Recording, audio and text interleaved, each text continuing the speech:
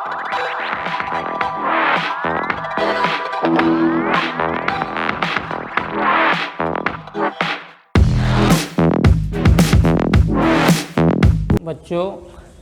कल मैंने आपको दो पदों के योग के घन की सरसमीका बताया था। अब आज चल रहे हैं दो पदों के अंतर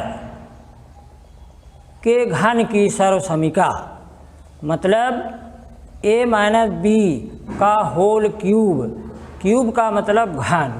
अब देखिए सरसमीका आपकी है a माइनस बी का होल क्यूब। इसका formula a cube minus B cube minus 3ab into a minus B, मतलब पहले पद का घन फिर माइनस दूसरे पद का घन फिर माइनस 3 गुणे दोनों पदों का गुणनफल, फिर ब्रैकेट में a माइनस बी का मतलब दोनों पदों का अंतर। अब इसी को देखें आप, a cube minus B cube minus 3ab into a minus B, ये आपकी सरसमीका हो गई। a माइनस बी का होल क्यूब बराबर a cube minus B cube minus 3ab into a minus B. अब इस पर आप प्रश्न कैसे लगाएंगे? जैसे प्रश्न दे दिया जाए आपको x माइनस 2y का होल क्यूब, बिल्कुल आपको इसी सरसमीका के फार्मूले पर चलना है। आपको बताया गया कि पहले पद का क्यूब, अब इसमें आप पकड़िए पहला पद x है, इसलिए यहाँ लिखेंगे x का होल क्यूब। होल क्यूब का मतलब हो गया x into x into x, मतलब x गुणे x गुणे x, और हो जाएगा यस की तीनों घात आपस में जुड़ेगी 1 प्लस 1 प्लस 1 यस की 3 घात। इसी तरह से b का मान 2y, अब 2y का जब गुणा करेंगे तो 2y गुणे 2y गुणे 2y, यानी 2 दूनी 4 दूनी 8 y क्यूब। फिर उसी तरह से आगे लिखेंगे मान 3 गुणे a का मान x और b का मान 2y, फिर ब्रैकेट में इंटू a का मान x और b का मान माइनस 2y। जैसे मैंने आपको बताया बिल्कुल उसी तरह से हम लिख रहे हैं। देखिए x का होल क्यूब ये हो गया, फिर माइनस b का होल क्यूब, b के जगह आपका 2y है, माइनस 2y का होल क्यूब। अब आगे बढ़िए, माइनस 3 इंटू a का मतलब पहला पद। अब इसमें पहला पद आपका x है, गुणे x गुणे b आपका 2y है, यहाँ गुणे 2y। फिर आगे ब्रैकेट में है a माइनस बी, अब आप मान रख दीजिए, a का मान x माइनस b का मान 2y। अब इसी को तोड़ दीजिए। आपको पहले मैंने बताया कि x का क्यूब का मतलब हो गया x क्यूब, फिर 2y का होल क्यूब 2y गुणे 2y गुणे 2y। अगर नहीं समझ पाते हैं तो इधर देखिए 2y गुणे 2y गुणे 2y। अब देखिए गिनती में गुणा करिए अक्षर का अक्षर में, 2 दूनी 4 दूनी 8, इस तरह से आया 8। अब बचा अक्षर y, सबकी सिंगल घात है, एक घात है, गुणा करने में घातें जोड़ी जाएंगी, 1 प्लस 1 प्लस 1, और इस तरह से हो गया 8y की 3 घात। मतलब आपको बताया गया कि 2y का होल क्यूब की जगह आप लिखेंगे -8y क्यूब। अब यहाँ लिखेंगे -8y क्यूब।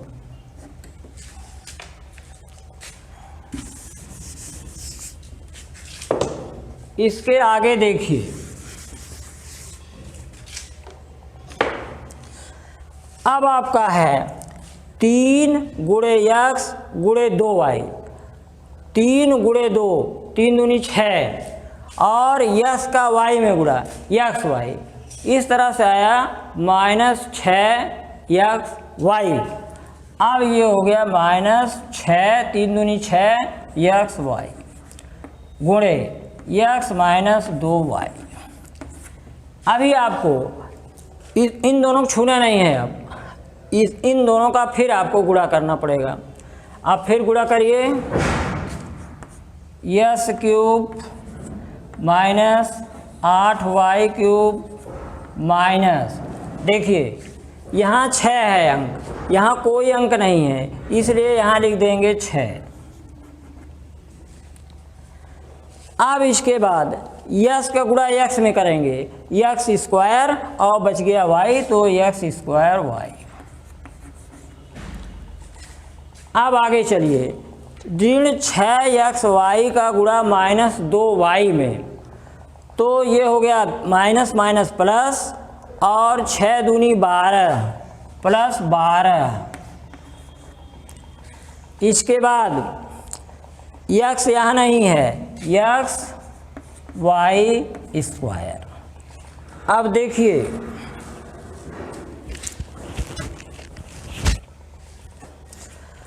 ये आपका हो गया यस का whole cube yes cube, -2y का होल क्यूब -8y क्यूब, फिर 3ab गुणे a माइनस बी, 3 दूनी 6 यक्स का गुणा y में 6xy गुणे यक्स माइनस वाई। अब इसका इसमें गुणा करेंगे, 6 यक्स का गुणा यक्स में यक्स स्क्वायर वाई, और ये माइनस माइनस प्लस और 6 दूनी 12, फिर यक्स वाई गुणा वाई में, वाई घात वाई में जुटेगी यक्स वाई स्क्वायर, और ये हो गया आपका आंसर।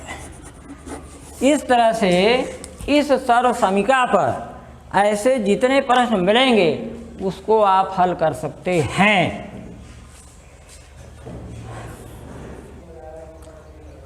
देखिए आपको a माइनस बी का होल क्यूब की सर्व समीकरण बताई गई। अब इसके बाद हम बताएंगे कि a cube plus B cube के रूप में अगर व्यंजक दिया है तो उसका गुणनखंड कैसे करेंगे। देखिए व्यंजक आपका है a cube plus B cube. इस तरह की जब सर्व समीकरण रहेगी तो उसका गुणनखंड क्या होगा, एक ब्रैकेट में a प्लस बी और दूसरे में A square minus A B plus B square. अब उसी चीज़ को मैं लिख रहा हूँ, एक ब्रैकेट में a प्लस बी, दूसरे में A square minus A B plus B square.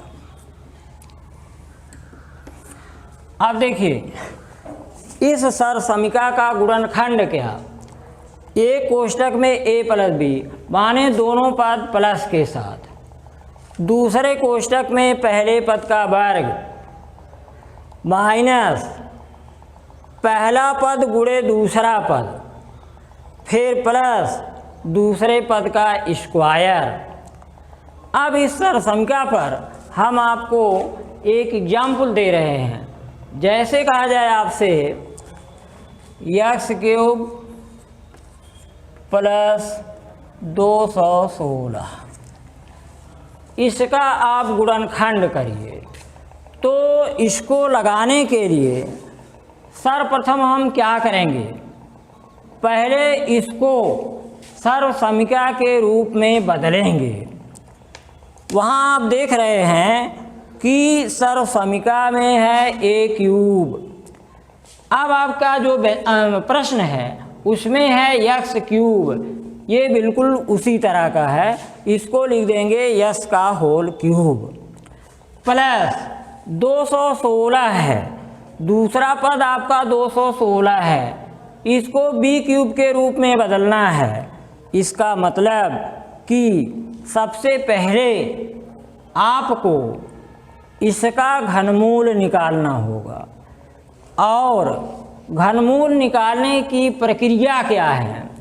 घनमूल निकालने के लिए उसको पहले उसका गुणनखंड करिए, गुणनखंड करके 3 3 गिनती का जोड़ा बनाइए और एक जोड़ा में से एक गिनती निकालिए। इस तरह से सबका आपस में गुणा करिए, तब जो आएगा वही होगा घनमूल। अब जो मैंने आपको बताया उसी को अब लिख के दिखा रहा हूँ। देखिए 216, इस 216 में इकाई के अंक पर 6 है, मतलब सम संख्या। जब कोई ऐसी संख्या होती है जिसमें इकाई के स्थान पर 0, 2, 4, 6, 8 ये अंक होते हैं, तो वो सब संख्याएं 2 से विभाज्य हो जाती है। इसका मतलब 2 से कट जाती है। अब आप 2 से इसको विभक्त कर दीजिए। 2 एकन्नम 2, 1 उतारेंगे आप, भाग नहीं जाएगी, बीच में 0 बढ़ाएंगे और तब 6 उतारेंगे, 2 अट्ठे 16। यही प्रक्रिया चलती रहेगी जब तक पूरा कट न जाए। देखिए 2 पच्चे 10, 2 चौके 8, 2 दूनी 4, 2 सत्ते 14। अब आपको नियम जो बताया गया कि इकाई के स्थान पर सम अंक आए 0, 2, 4, 6, 8। अब उसका आ गया अपवाद। अब इकाई के स्थान पर 7 आ गया। अब आपको ये देखना होगा कि ये संख्या कितने से कटती है। जो आपकी संख्या है उसके अंकों को आप जोड़ लीजिए और जोड़ करके देखिए कि उनके अंकों का योग 3 का अपवर्त है कि नहीं। अपवर्त मीन्स होता है बच्चों पहाड़ा, और इसी से मिलता जुलता शब्द अपवर्तक है। अपवर्तक का मतलब होता है गुणनखंड। तो आप 2 और 7 को जोड़ दीजिए। 2 और 7 का योगफल हो गया 9, और 9 जो है ये 3 से कट जाएगा, इसलिए 27 भी 3 से कटेगा। 3 9 27, 3 त्रिका 9 और 3 एकन्नम 3। अब घनमूल निकालने के लिए आपको ये बताया गया कि सबका गुणनखंड कर डालिए। जो संख्या है उसका गुणनखंड करने के बाद 3 3 अंकों का आप जोड़ा बनाइए। देखिए 1 जोड़ा और देखिए 1 जोड़ा। अब एक एक जोड़े में से एक एक अंक निकाल के गुणा कर दीजिए। इसमें से आप 1 निकालिए 2, इसमें से 1 निकालिए 3, इस तरह से ये आया 6, मतलब 216 का घनमूल। ये 216 का घनमूल निकला 6 देंगे भी। अब इस तरह से इसको लिखेंगे यस का होल क्यूब प्लस 6 का होल क्यूब।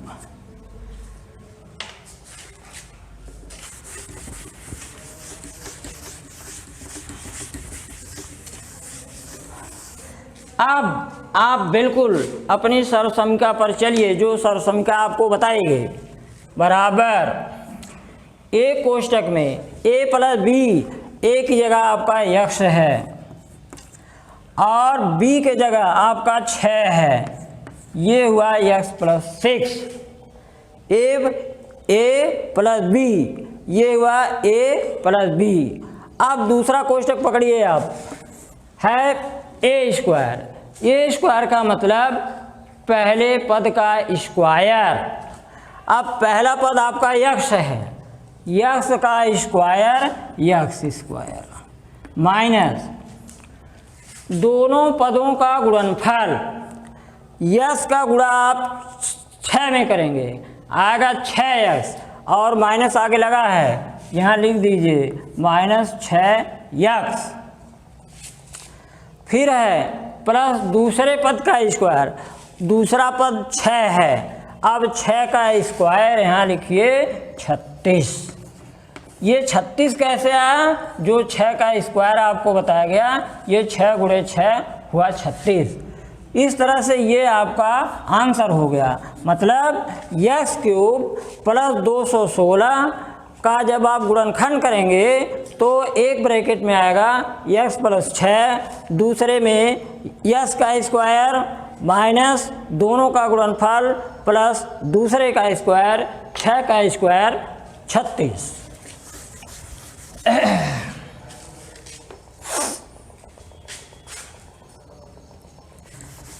अब देखिए आपको इसके आगे आपके एक्सरसाइज में से इसी से संबंधित प्रश्न बताए जा रहे हैं। आपके सरसमिका से थोड़ा सा हट करके ये प्रश्न है। और देखिए अपनी प्रश्नावली, आप प्रश्नावली 4.1 जिस पर ये सरसमिका चल रही है। अब इसमें देखिए एक आखिरी क्वेश्चन दिया गया है, 15वें का दूसरा मैं लिख रहा हूँ, आप देखिए पहले।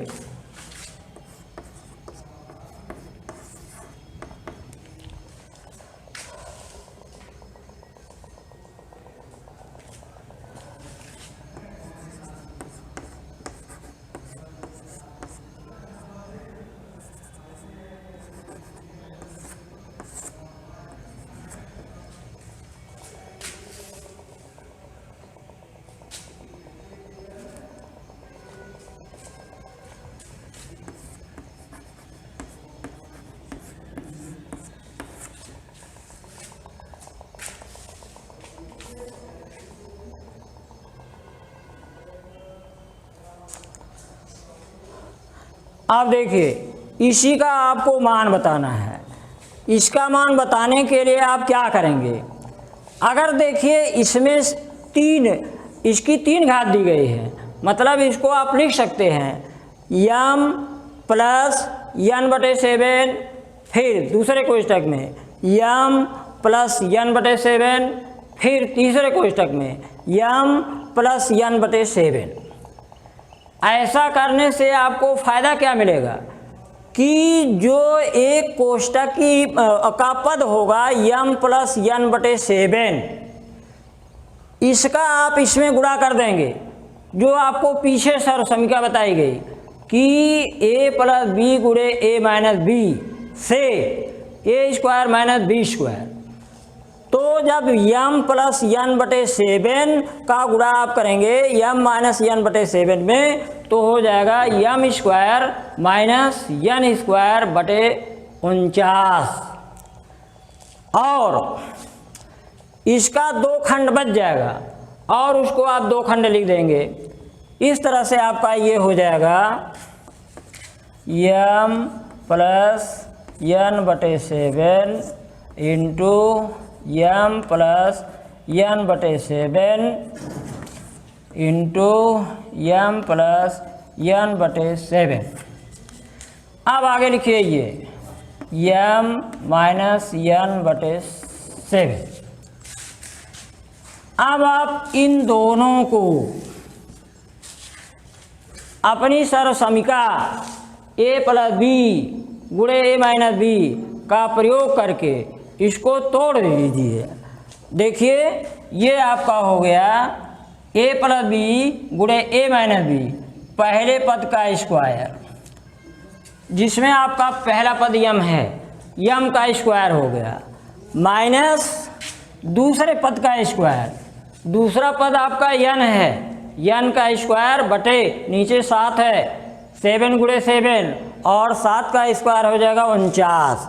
इस तरह से इसको आप लिखिए n स्क्वायर बटे 49। अभी ये दो खंड आपके बचे रह गए।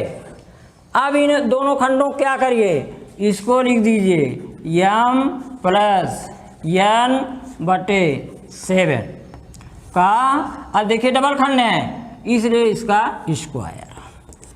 ये आपका हल हो गया इस प्रश्न का। अब ये आपकी जो प्रश्नावली है इसमें से आप हर प्रश्न लगा सकते हैं। एक प्रश्न अभी और चल रहा हूं आपके सर्वसमिका पर आधारित। देखिए आपके एक्सरसाइज पर ही जो सर्वसमिकाएं आपको बताई गई उसी में से ये 14वां प्रश्न देखिए। आप प्रश्न देख लेंगे तुरंत ये जान जाएंगे कि प्रश्न में क्या करना है। देखिए आपके प्रश्न में x प्लस वाई बराबर 12 लिखा गया है और एक्स वाई बराबर 32 लिखा गया है। इसके बाद X square plus Y square बराबर प्रश्नवाचक चिन्ह लगा है। इसका मतलब इसी का मान आपको निकालना है। अब आप सर्वसमिका अपनी ढूंढिए कि हम कहाँ से किस सर्वसमिका से X square plus Y square ले आए। जब आप एक्स प्लस वाई का होल स्क्वायर कर देंगे तो X square plus Y square आ जाएगा और उसके साथ साथ प्लस 2xy भी आएगा, जिसमें एक्स वाई का मान आप रख देंगे और x square plus Y square का मान निकल जाएगा। आप देखिए उसी को जो मैंने बताया, एक्स प्लस वाई का होल स्क्वायर बराबर जो फार्मूला आपको बताया गया कि a प्लस बी का होल स्क्वायर बराबर A square plus B square plus 2ab। बिल्कुल उसी से चलिए इसको देखिए, लिखिए एक्स स्क्वायर प्लस, अब इसके बाद आप अगर वाई स्क्वायर लिख देंगे तब भी आपकी सर्वसंख्या सही मानी जाएगी। प्लस 2xy लिख के बाद में वाई स्क्वायर लिखेंगे तब भी आपका सही माना जाएगा। आप चाहे जैसे लिखिए प्लस वाई स्क्वायर और प्लस 2xy। मैंने क्या बताया आपको, ये बताया कि इसी चीज़ को अगर आप लिखते हैं x square plus 2xy plus Y square या ऐसे लिखते हैं, दोनों स्थितियों में आपका फार्मूला सही माना जाएगा। अब इसी में आप मान रख दीजिए एक्स प्लस वाई का मान 12 का होल स्क्वायर और देखिए x square plus Y square बराबर इंट्रोगेशन मार्क लगा है। इसका मतलब आपको उसका मान बताना है, इसलिए उसको उतार लीजिए। प्लस 2 गुणे एक्स वाई। अब एक्स वाई का मान है 32। अब यहाँ गुणे कर दीजिए 32। अब देखिए 12 का स्क्वायर, 12 का स्क्वायर का मतलब 12 गुणे 12 और 12 बरहम 144। और आपको गणित पढ़ने के लिए कम से कम 1 से 20 तक अंकों का वर्ग, 1 से 20 तक जो अंक और संख्याएं हैं उनके वर्ग का फार्मूला आपको याद रखना होगा, मतलब कि उनका वर्ग कितना होगा। तब आपको गुणा नहीं करना होगा। जैसे आपसे पूछा गया कि 12 का स्क्वायर कितना होगा, आपने तुरंत कह दिया 144, तो इस तरह से हुआ ये 144 बराबर x square plus Y square plus, अब 32 गुणे 2, चाहे आप करिए 2 दूनी 4 2 तिहाई 6 और चाहे सीधे लिखिए 32 दूनी 64। अब आपको मान निकालना है x square plus Y square का। जैसे आप समीकरण में पक्षांतर कर देते हैं बिल्कुल उसी तरह से करिए। X square plus Y square को आप इधर ही रखिए, दाईं तरफ रखिए। इसको सपोज करिए कि ये हमारी अदद दाईं तरफ है। अब इसको ले आइए इधर 144 माइनस 64 144 माइनस 64 और इसको घटा दीजिए, 4 में से 4 गए 0, 14 में से 6 गए 8 और ये हो गया x square plus Y square बराबर 80। ये आपका आंसर है। अब इस चैप्टर से जितनी भी सर्वसमीकाएँ बताई गई, एक्सरसाइज जो आपकी 4.1 है, माने अभ्यास 4.1 है, आप सभी प्रश्नों को बेहिचक लगा सकते हैं।